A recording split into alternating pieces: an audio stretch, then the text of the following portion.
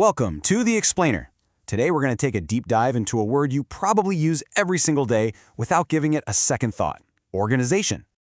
I know, it seems totally straightforward, right? But what if I told you that this one single word holds all these clues about language, about structure, and even about the very fundamentals of how we communicate? Let's find out what's hiding in plain sight.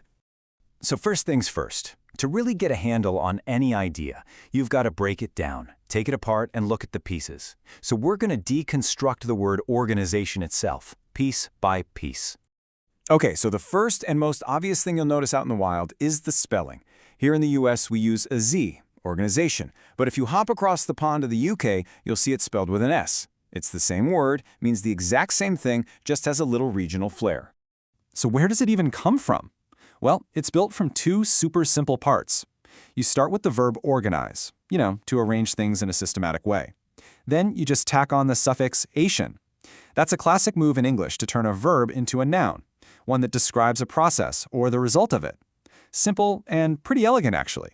And, just like the spelling, the way people say it shifts a bit depending on where you are. But the core structure, that's always consistent. It's a 5-syllable word. You can see it broken down right here: organization.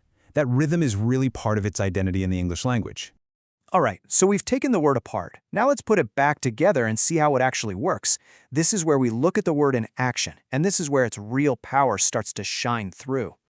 Believe it or not, this one word has two main, very different jobs in our everyday language. Two completely separate meanings, all packed into this single term. First up, and this is probably the one that pops into your head first, is organization as a group of people. This is any collection of folks who've come together for a specific reason. Like a business, a sports team, a nonprofit, a club. You get the idea. And this example just nails it. The organization here isn't some abstract concept. Nope, it's a real, tangible group of people, parents and teachers, who are working together with one shared goal: running that daycare. But then you have the second meaning, which is a bit more abstract. Organization can also be about the way something is arranged or structured. It's not the group of people, but the blueprint for the group, or for a book, or an essay, or a party. It's the system. Take this sentence, for example.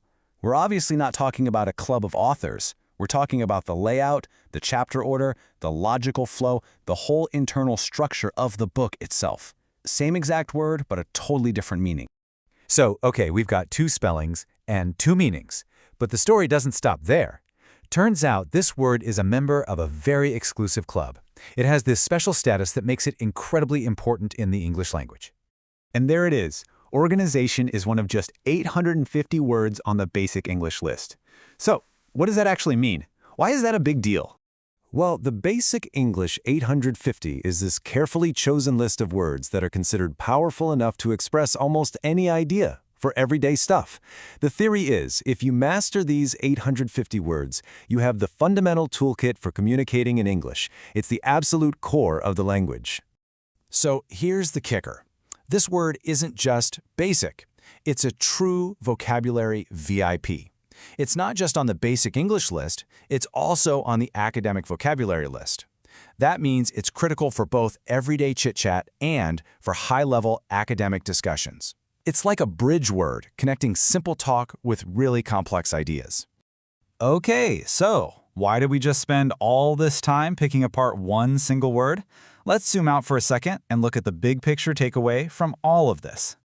What this whole journey shows us is that the simple words we use all the time, well, they aren't so simple after all. They are packed with layers of history, different spellings, multiple meanings, and even this hidden status that proves just how vital they are to the way we communicate. And that kind of leaves us with one final thought to chew on. The fact that organization is one of just 850 of these foundational words is pretty incredible. It makes you wonder, right? If you can build an entire world of communication on that tiny foundation, what kind of universe are we creating with the hundreds of thousands of other words we have to play with?